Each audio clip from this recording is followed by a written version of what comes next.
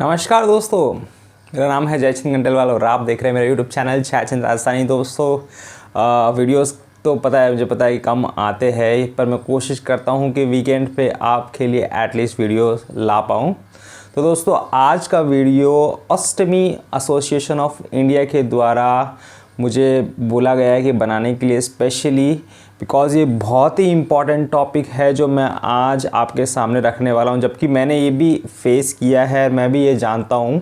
तो दोस्तों टॉपिक ये है कि क्या ऑस्टमी पेशेंट को हैंडीकैप कैटेगरी में डालना चाहिए या नहीं चाहिए। इस पे ही हम इस टॉपिक पे बात करेंगे, क्यों ये इतना इम्पॉर्टेंट है। तो इस वीडियो को पूरा देखना, ऑस्टमी पेशेंट खासकर, क्योंकि ये बहुत ही इम्पॉर्टेंट वीडियो है उन पेशेंट्स लोगों के लिए। तो दोस्तों सबसे पहले इस टॉपिक की इम्पॉर्टेंस को समझा जाए। क्यों ऑस्टमी एसोसिएशन ऑफ इंडिया, या मैं ये सोचता हूँ कि ऑस्टमी पेशेंट को हैंडीकैप कैटेगरी में डाला जाए। दोस्तों ये बहुत ही इम्पॉर्टेंट इशू है। दोस्तों सबसे पहले ऑस्टमी जो पेशेंट होते हैं, जो कोलोस्टोमी या इलोस्टोमी जो भी बोल सकते हैं, उनको अगर हम इंडियन भाषा में जो लिस्ट में देखेंगे, जो हैंडीकैप की कैटेगरी में या जो एक कैटेगरी में देखेंगे, तो उनको सबसे पहले तो डिसेबल कैटेगरी में वो है ही नहीं, उनको डिजीज़ कैटेगरी में डाला गया है। और दोस्तों ऑस्टमी एक डिजीज़ नहीं है, ये एक सर्जरी है, और वो भी ऐसी सर्जरी जिसको सेव करने के लिए, इंसान को सेव करने के लिए ये की जाती है। नॉर्मली जिसको कैंसर हो, या तो जिसको कोलन में कोई दिक्कत हो चुकी है, या तो किसी को ट्यूमर हो चुका है, तो इस वजह से कोलोस्टोमी को प्रेफर किया जाता है डॉक्टर द्वारा। तो इसीलिए ये कोई डिजीज़ नहीं है। और दोस्तों क्यों हैंडीकैप कैटेगरी में डालने की ये मुहिम डाली जा रही है, क्योंकि ऑस्टमी जो प्रोडक्ट है, जो आपको भी पता है, जो कोलोस्टोमी पेशेंट है, कोलोस्टोमी बैग कितने कॉस्टली होते हैं। दोस्तों बहुत ही कॉस्टली है, मतलब आपको भी पता होगा मिनिमम एक बैग का क्राइटेरिया 150 रुपये से लेके 200 तक जाता है, जो सबसे लोवेस्ट रेंज होती है, और उससे ज़्यादा 400-500 तक चले जाता है। और एक बैग ज़्यादा से ज़्यादा 7 या 8 दिन मैक्स टू मैक्स चल सकता है, वो भी अगर अच्छी क्वालिटी का हो। तो अगर मिड एवरेज क्वालिटी का हो तो ज़्यादा से ज़्यादा 4 या 5 दिन। तो आप अंदाज़ा लगा सकते हैं कि एक ऐसा पेशेंट के लिए जो फाइनेंशियली बहुत वीक है, उसके लिए इतना अफोर्ड कर पाना क्या पॉसिबल है लाइफ टाइम। क्योंकि दोस्तों मैं क्यों ये बोल रहा हूँ, क्योंकि ऑस्टमी जो प्रोडक्ट होते हैं हमारे लिए, जो कोलोस्टमी पेशेंट है उनके लिए खाने के समान है। हमारी जो बेसिक नीड्स है उसमें आज की डेट में ऑस्टमी प्रोडक्ट्स आते हैं। तो इसको हम एक ऐसी नीड में नहीं डाल सकते जैसे कि इसके बिना हम जी सकते हैं, क्योंकि ऑस्टमी को बैग को लगाना हमारे लिए 24/7 एक लगाना ही है, उसका कोई ऑप्शन नहीं है। तो इसको अगर गवर्नमेंट ऑफ इंडिया ऐसा सोचती है कि ये इसको हैंडीकैप कैटेगरी में डालने की ज़रूरत ही नहीं है, तो ये बहुत गलत सोच रही है दोस्तों। क्योंकि आप अंदाज़ा नहीं लगा सकते कितना लोगों को डिफ़िकल्टीज़ होती है इसके प्रोडक्ट्स परचेज़ करने के लिए। क्योंकि आप ऐसे अगर फैमिली से आते हो जहाँ पे अफोर्ड ही नहीं कर सकते हो, तो बहुत मुश्किल हो जाएगा आपको लाइफ टाइम सर्वाइव कर पाना। क्योंकि एक तो सबसे पहले इसके products day to day chemist वगैरह में अवेलेबल ही नहीं है, तो इसको ऐसी जगह से, डीलर से ख़रीदना पड़ता है जो अपने हिसाब से रेट में बेचते हैं, तो इसमें उनका अलग से मार्जिन होता है, और ये प्रोडक्ट और कॉस्टली हो जाते हैं। और दोस्तों मैं अपनी बात करूँ, मैं एक जॉब करता हूँ अच्छी कंपनी में, और मैं सपोज़ इसको परचेज़ कर सकता हूँ लाइफ टाइम, पर इसका मतलब ये नहीं है कि मैं आपको ये बोलूँ कि मुझे हैंडीकैप कैटेगरी में क्यों डाला है जबकि मैं अफोर्ड कर सकता हूँ, या तो मेरे जैसे कुछ लोग अफोर्ड कर सकते हैं। दोस्तों इसका मतलब बिल्कुल नहीं है, क्योंकि अगर हम 100 में से परसेंटेज निकाला जाए तो मोस्टली ऐसे पेशेंट होंगे जो ये जो मटेरियल्स होते हैं इसको अफोर्ड नहीं कर सकते।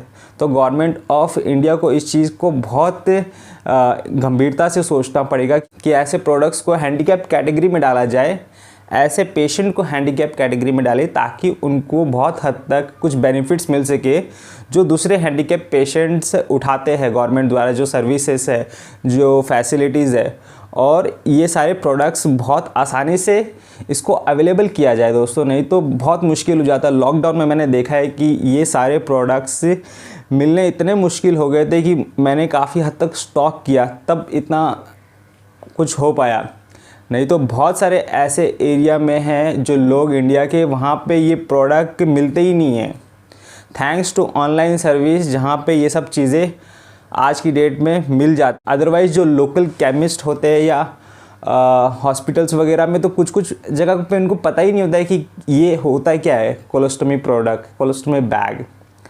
तो इसीलिए गवर्नमेंट ऑफ इंडिया को इसको सबसे पहले इसको अवेयरनेस इतनी करनी चाहिए कि बहुत आसानी से ये अवेलेबल हो और ऑस्टमी पेशेंट को हैंडीकैप कैटेगरी में डाला जाए। ये ऑस्टमी एसोसिएशन ऑफ इंडिया के द्वारा ये बहुत दिनों से ये लोग कोशिश कर रहे हैं, और सच में मैं भी ये मानता हूँ कि ये ज़रूरी है, क्योंकि मैं बॉम्बे में रहता हूँ दोस्तों। बॉम्बे में मैं क्योंकि कैंसर पेशेंट भी हूँ तो मेरे पास सर्टिफिकेट भी है, और मेरे पास ऑस्टमी पेशेंट का भी एक पास है रेलवे के लिए। पर दोस्तों ये इतना इनफ नहीं है। आपको बॉम्बे जैसे सिटी में रहने के लिए आपको बहुत सारी चीज़ों का सामना करना पड़ता है, तो उसमें आपको स्पेशल बेनिफिट्स चाहिए, आपको ट्रैवलिंग में कंफर्ट चाहिए, क्योंकि आपको भी पता है कि लोकल ट्रेन में एक ऑस्टमी पेशेंट के लिए वैसे ट्रैवल करना बहुत मुश्किल हो जाए। वो तो लकीली मेरे पास कैंसर पेशेंट का सर्टिफिकेट है, इसीलिए, अदरवाइज़ अगर जनरल डब्बे में वैसे जाना पड़े तो बहुत ही पॉसिबल नहीं है। तो और क्योंकि हम ऑस्टमी पेशेंट दिखने में बहुत हद तक नॉर्मल दिखते हैं, तो बहुत लोग इस चीज़ को समझ ही नहीं पाते कि ये डिसेबल है या नहीं। पर इसका मतलब ये बिल्कुल नहीं लगाया जा सकता है कि उनको प्रॉब्लम नहीं है। तो इस चीज़ को गवर्नमेंट बहुत ही सीरियसली ले, क्योंकि ये इतने साल से पेंडिंग चीज़ है, और मुझे समझ में नहीं आ रहा है कि गवर्नमेंट को इससे ये चीज़ क्यों नहीं समझ पा रहे, क्योंकि ये इतनी बेसिक नीड है ऑस्टमी पेशेंट के लिए। और टाटा मेमोरियल हॉस्पिटल के द्वारा भी ये पिटीशन जा चुकी है कि ऑस्टमी पेशेंट को हैंडीकैप कैटेगरी में डाला जाए। फिर पता नहीं मुझे कि गवर्नमेंट क्यों इतना वेट कर रही है। और दोस्तों सोने पे सुहागा, अभी जीएसटी आने से ये प्रोडक्ट्स पे जीएसटी भी डाली जा रही है। तो आप क्या कर रहे हो? मतलब एक तो ये प्रोडक्ट इतने पहले महंगे हैं, ये क्रीम वगैरह ये सब 1000 से 1000 रुपये की एक एक ट्यूब आती है, और उसके ऊपर आप इन प्रोडक्ट्स पे जीएसटी लगा रहे हो। और पहले तो हम ऐसी सोसाइटी में रह रहे हैं जहाँ पे ऑस्टमी पेशेंट के लिए कोई अवेयरनेस ही नहीं है, कोई जानता ही नहीं कि इसकी प्रॉब्लम क्या होती है, और ऊपर से गवर्नमेंट ऑफ इंडिया ने इसको अभी तक कोई अवेयरनेस के लिए कुछ ऐसा कुछ काम नहीं किया, ना उनको हैंडीकैप कैटेगरी में डाला गया है। इस चीज़ का इम्पोर्टेंस समझे और ये प्रोडक्ट को एसेंशियल गुड्स में डाला जाए ताकि ये आसानी से मिल सके और इसकी रेट बहुत हद तक कम हो सके। और ये सारे प्रोडक्ट दोस्तों ज़्यादातर मैंने देखे गए कि आउट ऑफ इंडिया से आते हैं, तो ऐसे प्रोडक्ट को आप इंडिया में बनाएं ताकि इन पे इतना टैक्स ना लगे, और टैक्स नहीं लगने की वजह से होपफुली ये प्रोडक्ट सस्ते होंगे।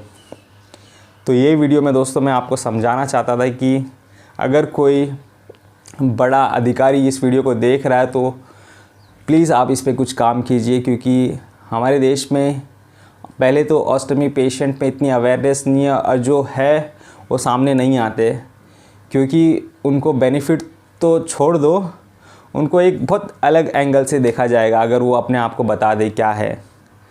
और इसीलिए आप लोगों को गवर्नमेंट ऑफ इंडिया को इस चीज़ पे काम करना ज़रूरी है, क्योंकि ये काम गवर्नमेंट का है, ना कि मेरे जैसे का है जो अवेयरनेस आपको दे रहा है। और दोस्तों ऐसा नहीं है कि इंडिया में हम ये सब चीज़ को डिमांड कर रहे हैं।